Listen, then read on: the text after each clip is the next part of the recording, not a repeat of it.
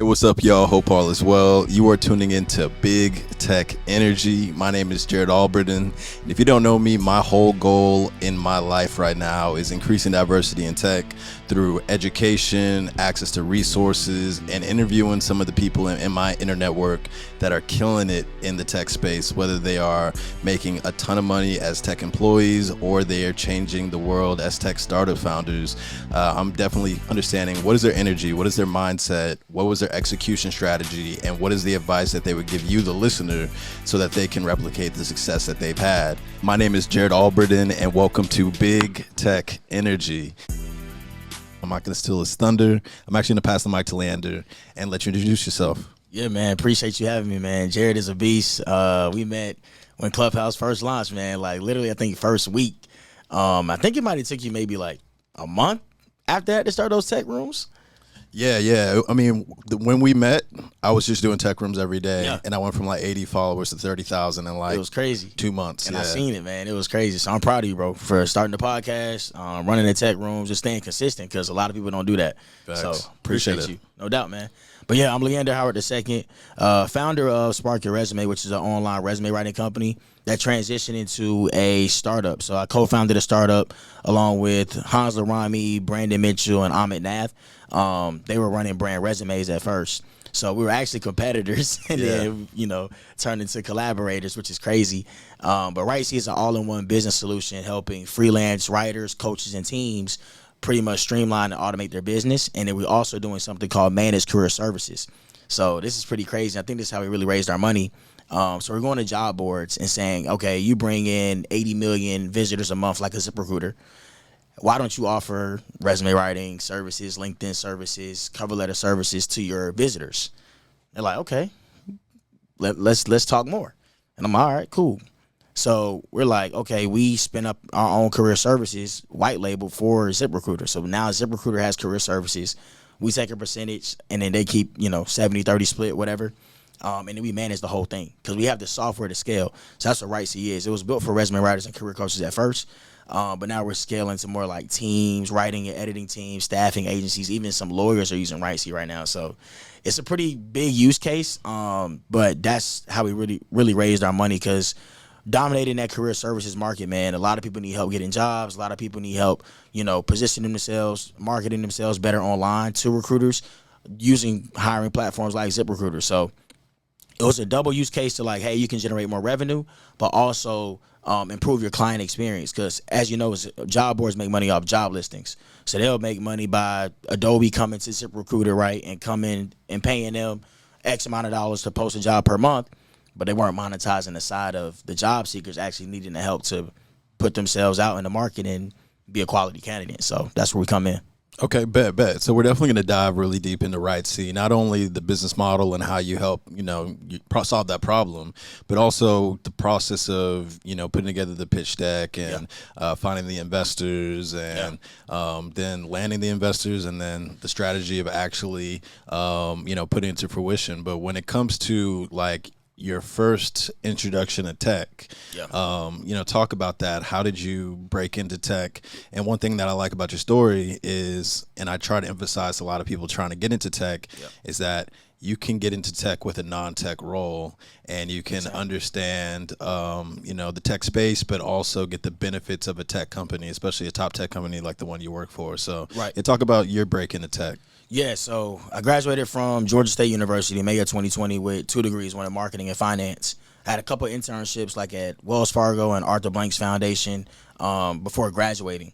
And then I went on my, senior year looking for jobs and everything like that, and then landed a job at Adobe as a financial analyst February of 2020, actually. And then I started August of 2020.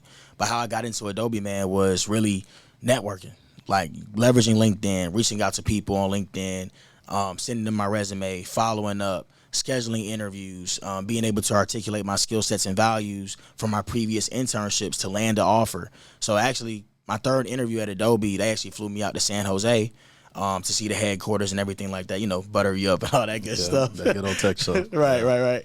And then I actually brought a presentation I did at Wells Fargo. So I had like a project that I did at Wells Fargo to show like I was able to create, something from scratch. And I showed that to Adobe. I brought collateral. and most people don't bring collateral. Like, they're just talking about their experience, but it's different when you actually show you can actually execute. And I literally got hired on the spot, bro. Like, before I left, the recruiter told me I had the job. So I'm like, oh, that's a bet. That's crazy, but it worked out, man. And I would say I'm not technical at all. Like, I have a marketing and finance degree. I cannot code worth anything. I use all the no-code tools, right? All the AI stuff.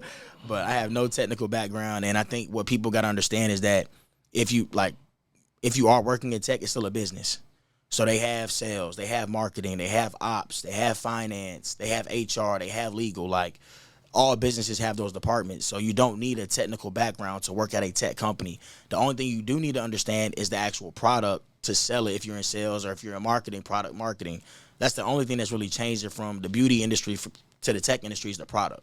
So as long as you understand business, like, you're in tech sales, it's most definitely different than retail sales, right? Like terminology and things like that. But sales is sales. Yeah. At the end of the day, like, you either got it or you don't. So I think when people understand, like, just because you work in tech doesn't mean you have to be technically you don't have to have a tech background to work in tech. Yeah, absolutely. And in my story, I'm not a tech as well. Right. I mean, I wasn't technical, don't know coding. Right. If you ask me to code something or jump off a building, I'm going to hit the ground real fast. But yeah, it's about being able to solve business problems. Facts. And also adding to the bottom line and whatever skill set you have. And it could be, anything. So you were a financial analyst? Yes. Oh, I didn't say, my bad. Yeah, I was a financial analyst. I worked at Adobe for about 13 months. Got it.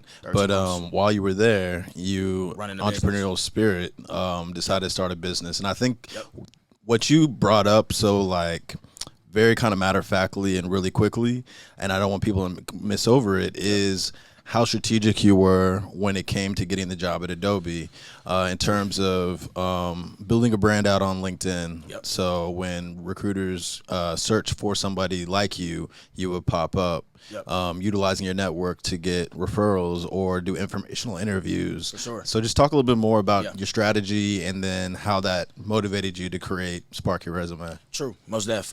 Thanks for bringing that up. Yeah. So when I was searching for jobs, I applied to like 150 plus jobs my senior year, and I thought I had really good experience. Like, I worked at Wells Fargo, interned at Arthur Blanks, pretty reputable companies, right? But it didn't work out that way. Like, I was shocked. I'm like, man, I'm applying to all these jobs. Why am I not getting any interviews or getting any callbacks for full-time opportunities? And it made me realize that you got to be somebody that people want to know. Mm-hmm. And people don't know what you want or who you are unless you tell them. Yeah. So that's when I started really vocalizing the things I've been through, the things I were doing, just documenting the process just publicly. So I'm posting content without having a business on LinkedIn. I'm talking about what you can do with your resume, how you can network, and I started building the following. Yeah. 6,000, 10,000, things like that coming on LinkedIn. I'm like, okay, people actually need this content. Okay, cool. And then everybody, if you want to start a business, I tell people to focus on getting your first customer. Don't focus on the logo, domain, all that good stuff. When I first started Spark Your Resume, bro, I posted on my Instagram story, hey, I'm doing resumes. Here's my Cash App. Validating my product, right? Will people buy this? And it doesn't have to be expensive. My resumes were like $50, $75 starting out, I'm just trying to see, will people pull out their credit card to pay me for this service? That should be your first goal, period, when you're starting a business.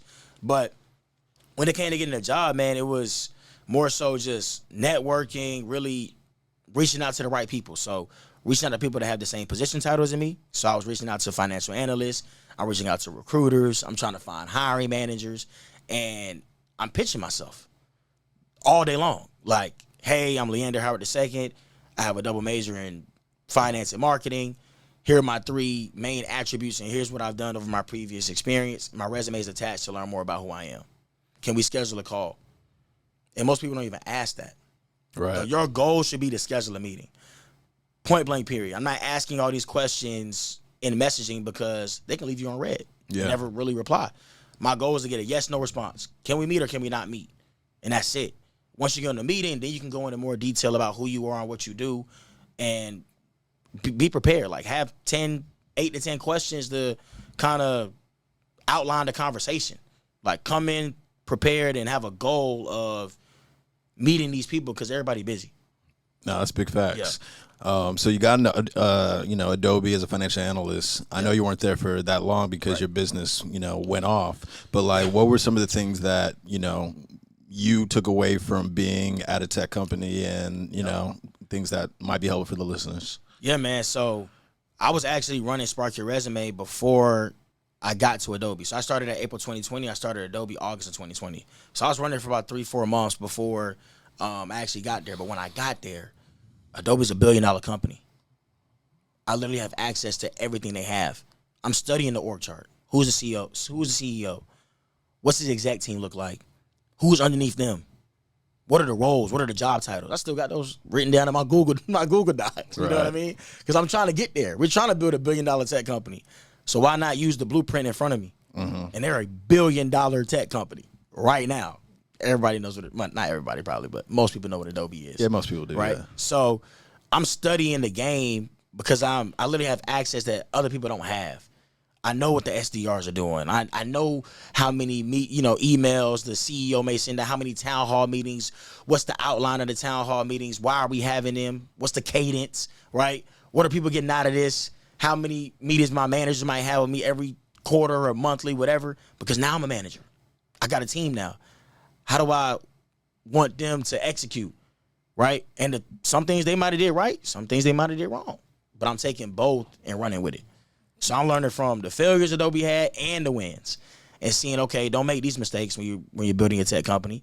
Do this instead, because they already tried it and it didn't work.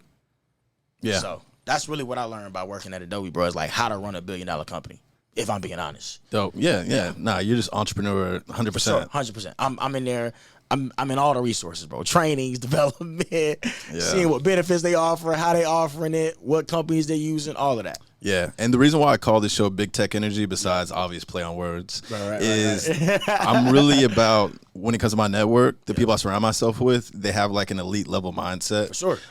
Elite level work ethic. For sure. And elite level curiosity when it comes to research. So like everything you just said, I could feel your energy, your conviction, how excited you were to learn about this stuff, and how you're like, man, I'm going to take this and I'm going to apply it. Like, I'm not playing. No, facts.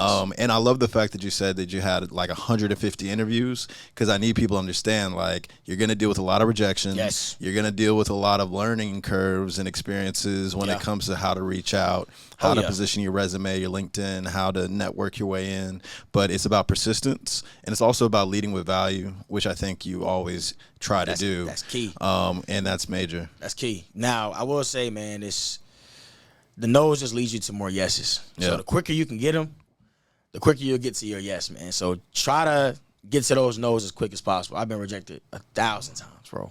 1,000. Yeah. Probably more than that, But the yeses outweigh the no's, man. So just keep hustling. All right, that's what's up. So I really want to get into right seat, but before we do, I want to drop some gems for the folks, since you created a business about resumes. What is some of the like key things that you would outline in terms of how to make your resume super successful to get the most opportunities? Yeah, most def. I think making it succinct to the point is most definitely key. Format too, right? Because people see before they hear, right? So if your resume just looks sloppy, I probably will never read it or not interested in reading more. Right. So make sure it looks presentable. Especially because recruiters and hiring managers look at it for how long? Like maybe a couple seconds? 7 seconds. Max. Yep. I mean, that's anything though. If I see a pretty girl on the street, right, might double take after I see she attractive. Yeah. The same rule applies. It's all marketing. So just like ads. You see an ad, you look at it for 7 seconds, probably not even that before you skip it or you're interested. Same rule applies. So make it attractive, make it to where somebody can easily understand the message you're trying to convey. And then when it comes to the content, of course, first name, last name, that should be the biggest thing on the paper. It's about you and only you, right? People should know who they're reading about. Contact information. Have a valid email address, phone number, so people can contact you. Hyperlink your LinkedIn URL. Have an about paragraph that tells people who you are, what you do, and how you plan on bringing value to the organization. Highlight the top 15 hard skills. I like to say hard skills more than soft skills, because at the end of the day, I'm hiring you to do a job. I can learn about your soft skills more during the interview. Anybody can say they're good at leadership. That's kind of irrelevant on the resume. I want to know Do you have the technical acumen to do the job you're applying to in the discussion? And then when it comes to your experience, highlight your accomplishments, right? So start off with a strong action verb, identify the task or project completed, and then highlight the achievement or outcome of that task or project. You want to paint a clear picture. I call it like the XYZ formula. Paint a clear picture to the recruiter or hiring manager on how you plan on bringing value to the company based on your previous experience. Once you do that, man, I think you'll see a lot more success when it comes to getting more interviews. And then also take the next step in connecting with those people on LinkedIn if you do have their information, or find the people at the company that you can connect with, recruiters, hiring managers, and the people that are in the position you want to work in. So if I'm looking to apply for a financial analyst role, I'm looking up people that are financial analysts at that company I'm applying to and sending them connection requests. Hey, I'm interested in this financial analyst position. I see you're a financial analyst. Would love to learn more about what you do and who you are and how you got into this role. Would you be open to scheduling a 15-minute call? Boom, done. And run the play. Yeah. Yeah. And then when it comes to LinkedIn, what is the advice you have for LinkedIn? Man, LinkedIn I think it's more important than the resume. Absolutely. Honestly and truly. It's where you can actually connect with people, right? Your resume is only seen if you apply to a job, but your LinkedIn profile is working for you 24/7 because it's a search engine. So I have access to LinkedIn Recruiter now, bro. I see it like it's over 100 million people open to work on LinkedIn. Literally. Like, it's crazy. And that's how recruiters are finding people that are open to work, right? They're using LinkedIn Recruiter to find these people. So optimize your profile. Make sure it's keyword optimized based on the positions you're looking for. I mean, the job description is giving you free game on what keywords they're looking for, what activities or what responsibilities they're looking to fulfill for this role. Like a job posting is literally just a cry for help. That's it. I need help. I need somebody that can do X, Y, Z. How can I optimize my profile to fit that description on LinkedIn? So when people do come to your profile, you have a nice headline. You're telling people who you are, what you do, and how you can help them build their organization. And then you want to make sure your title is in there because people are like recruiters use titles. So it can be a little ambiguous, like senior software engineer versus just software engineer, things like that. So I would say make sure you have the main keywords, so like software engineer, in your headline to get recognized on LinkedIn. And then skills, endorsements, your about paragraph is key because I think you can have like 2,600 characters for your about paragraph. So make it about you, but also include like your skills. And one hack I will say is put your skills in your about section, at least your top 10, because your skill section is at the bottom of your LinkedIn profile. So I won't really see them until I scroll all the way down to the bottom. So I would say highlight at least the top 10 skills, and that way it's searchable as well. Gotcha. Yeah, and have a good profile headshot. Yeah, definitely. How many followers you got on LinkedIn right now? 27,000. Okay, cool. Yeah. So I brought that up because how important is it to build a personal brand beyond, what you're known for at your job? No, most definitely important, man. You can lose your job today, and they'll probably find somebody to replace you in the next 30 days, right? So don't think you are your job title. Think more of who do I want to be, like what do I want to be known as? So for myself, for example, I want to be known as one of the best marketers in the world. That's my goal, right? So I'm striving every day to make that happen. Now marketing is very broad, right? So I could even niche that down to where I want to be the best lead generation person you go to on how to find your ideal customer and get them to capture their attention and get them to pay for your product or service, right? That's what I want to be known for. But I think everybody needs to think that way, whether you're working a 9-to-5 or you're a founder or whatever, because your job title can change. You might stop the company, right? You might sell the company, but who are you at the end of the day? Yep. What are people going to know you for, right? So that's your personal brand. How do people talk about you when they see your face and you're not around, right? Or how are they promoting you to other people? That's your personal brand. When you're not in the room. Exactly. Yeah. Exactly. And it's important, man, because people gonna talk regardless. It's word of mouth marketing. So you want to make sure they're saying good things and it aligns with what the brand you are actually building. And if it doesn't, then that's your brand, not what you think it is. Your brand is what people say about you, not what you think it is. Yeah. Now, I'm super, super grateful that the pandemic forced me into building a personal brand. Nah, man, for real. But just like you, it's like I didn't necessarily I didn't care about what I was known as. I really cared about how many people I could impact. For sure. And but you're doing the exact same thing For in the sure. sense of like you're showing people how to do it, but also you're providing a service that changes people's lives as well. For sure. And it's an even exchange when it comes to the resumes and the LinkedIn and all that. For sure. So I would just say to the people listening to this, like really focus on how can you add value to the most people. And what can you share that you're passionate about? Because people will feel that passion that will add value to people's lives. And if you got that, you're in good shape. And niche down too. Like you can't be the jack of all trades. Fact. So like for me, like I could be trying to help everybody in tech, but nah, I want to help black people get into tech. like that. You know what I'm saying? Yeah, and facts. I want to, and that's what it is.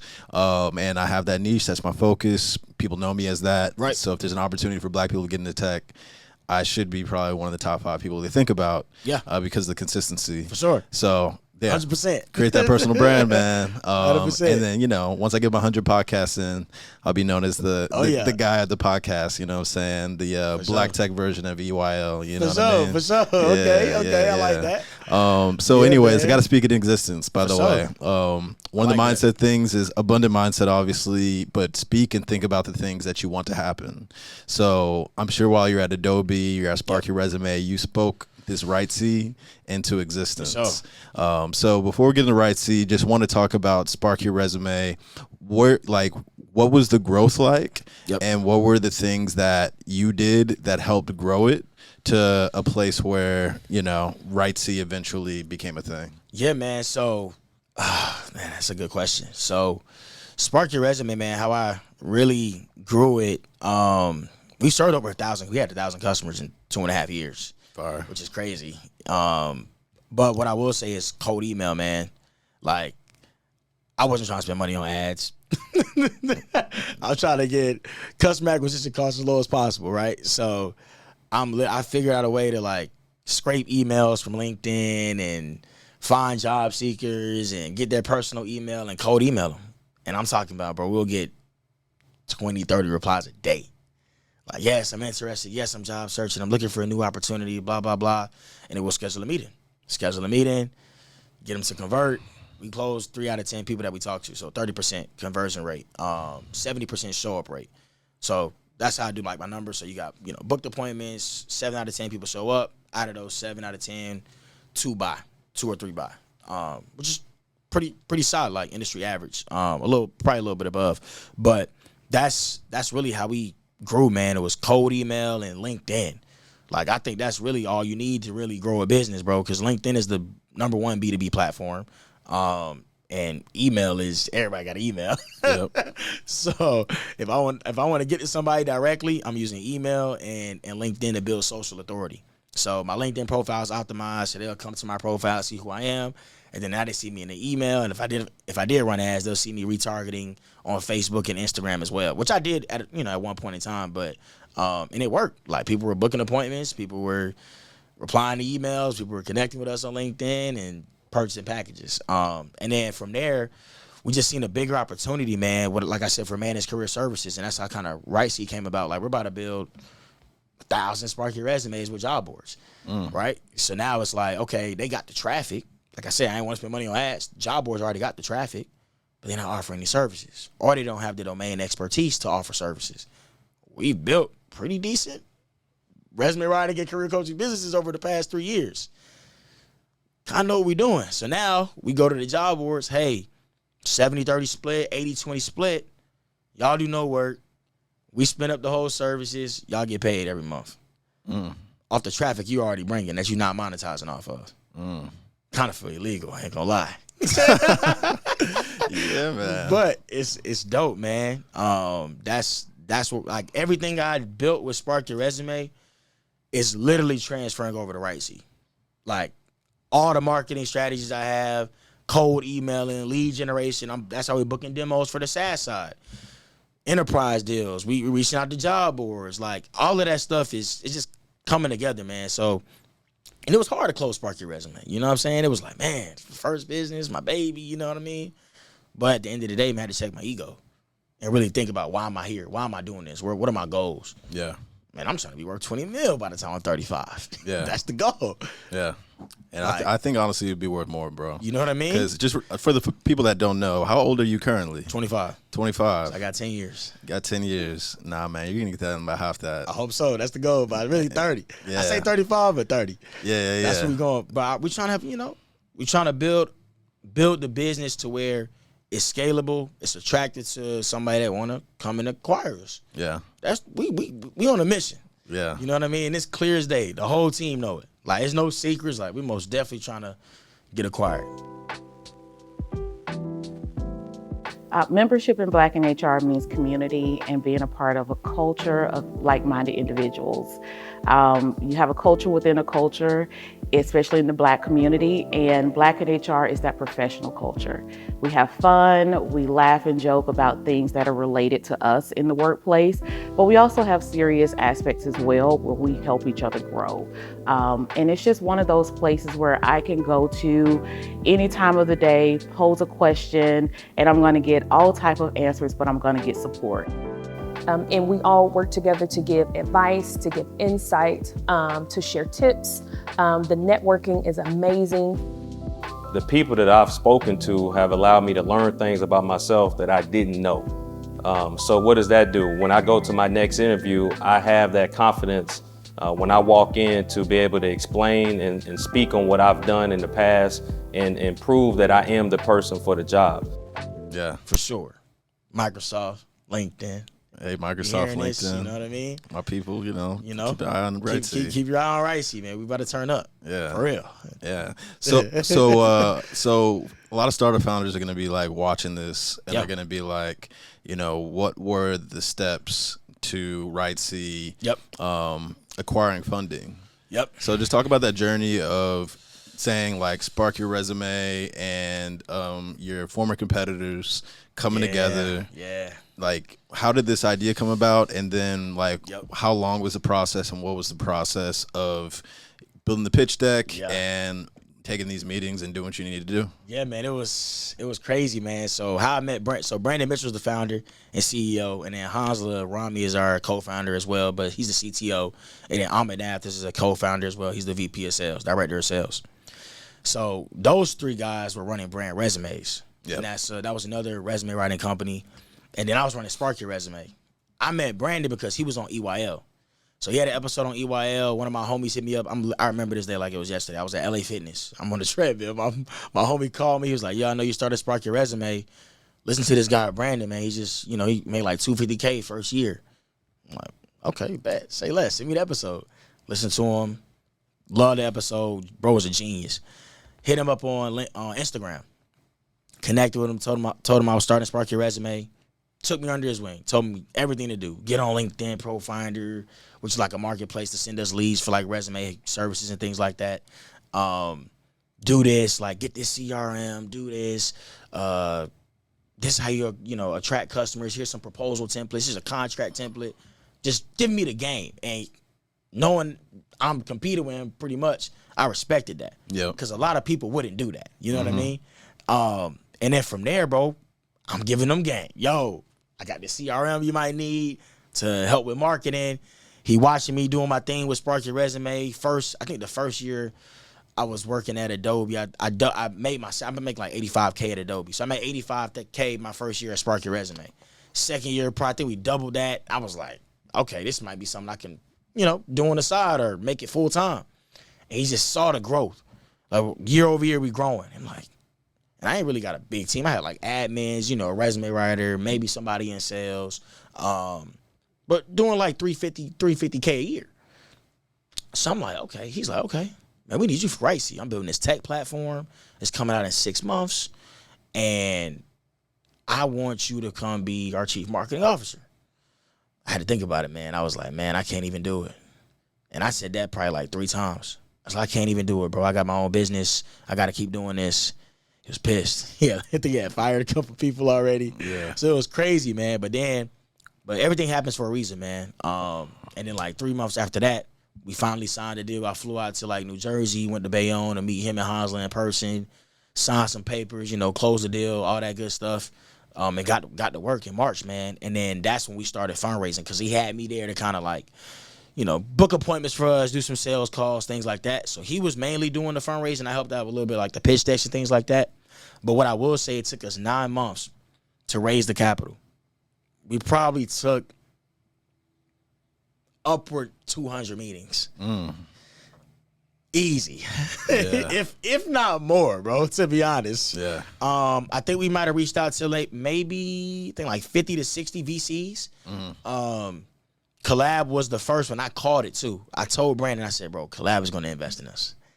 I said that from I think 3 months before they even invested. I said Collab is going to invest in us. And they were in Atlanta. Justin went to me and Justin went to the same school.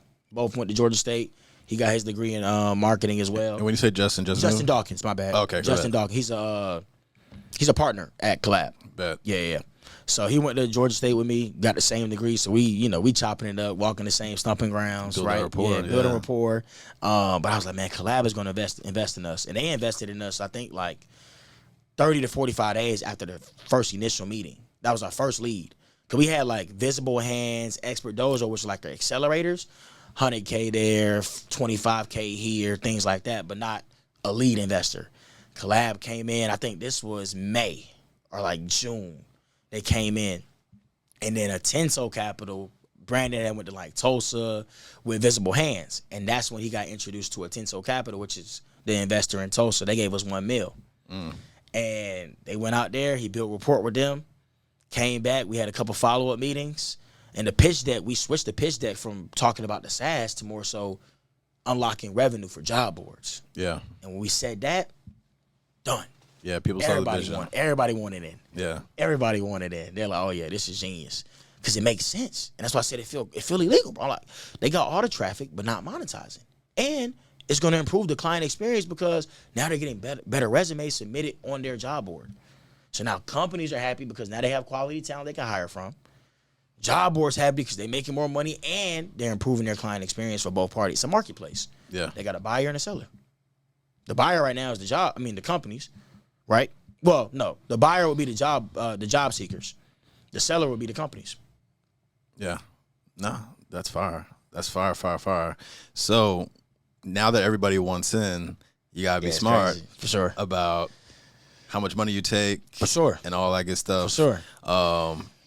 But you guys are pretty lean. Pretty lean, for sure, man. Yeah.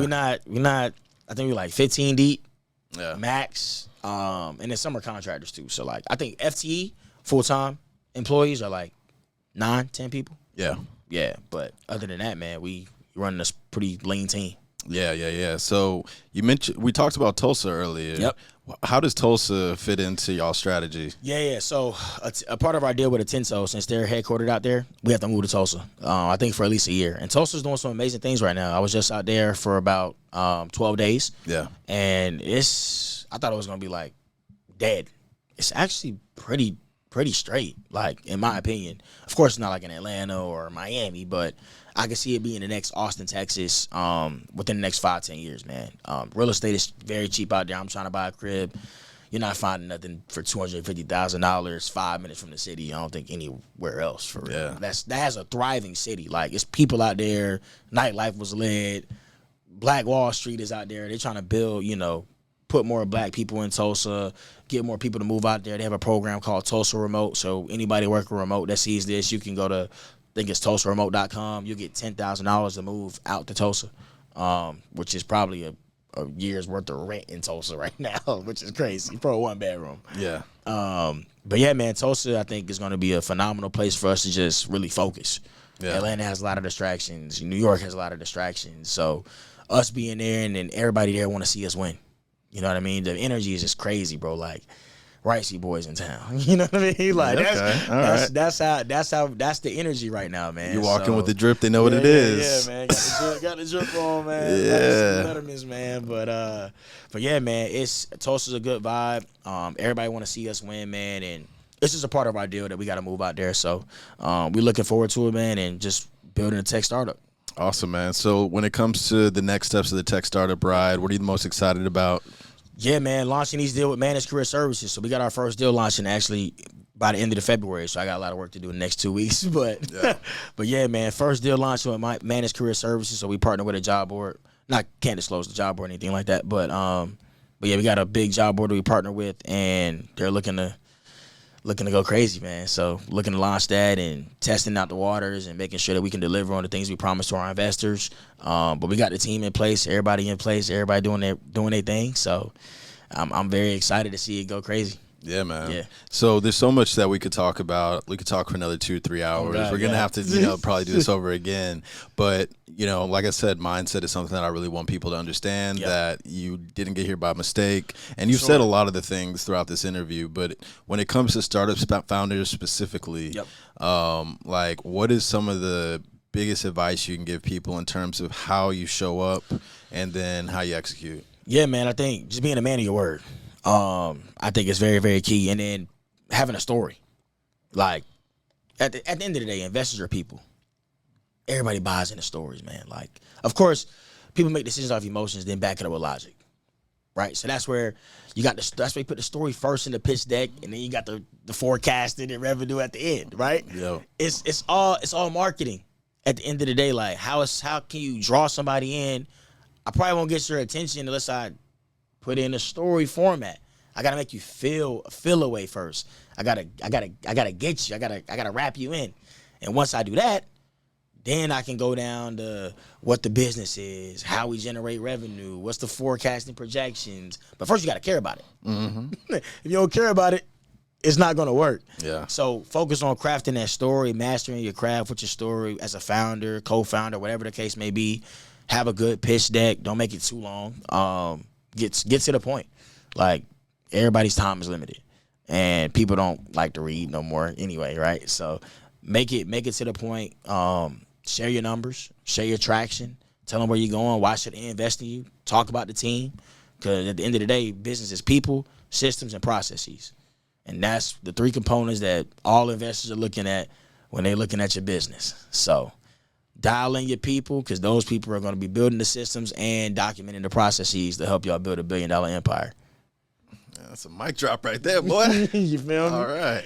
Yes, sir. Well, man, that's that big tech energy, bro. You're electric. Yes, sir. Yes, sir. Yeah, yes, man, sir, I feel it, brother. I'm excited for you, bro. I'm excited for you, and excited for you too, bro. your team are good people too. Like at the end of the day, like surround yourself with good people. Yes, the fact yes. that your competitor was willing to give you the keys to his success and vice versa. Yep. Facts. The fact y'all are collaborating now and y'all are gonna make like life-changing money, it makes sense. For sure. So before we go, I want people to know how they can get in touch with you, Yep. and then also share more about RightSea, Yep. and how your potential clients can get in touch with you with that. Most def, man. So yeah, connect with me on LinkedIn. It's just Leander Howard II. So it's LeanderHoward, and then 2 I's. So the suffix is 2 I's. And then Instagram is Leander Howard II as well. RightSea, you can go to rightsea.com. It's WRITESEA.com. And we're all in one business solution for freelance writers, coaches, and teams. So we do have a SaaS component as well. So we have a customer relationship management tool. So think of everything: sales marketing, email marketing, text message marketing, hosting your courses, building a website, landing pages, funnels, all that good stuff. And then we also have an order management system so you can manage your customers once they purchase. So we integrate with Stripe, so you have like custom checkout links. You can upload, download documents. We got a chat feature, contracts embedded, questionnaires are in there, forms, all that good stuff. So, and it's white label, so nobody will ever know using RightSea, which is pretty dope. Nice. But yeah, check us out and follow us on Instagram at I think it's the RightSea, and then connect with us on LinkedIn. All right, bet.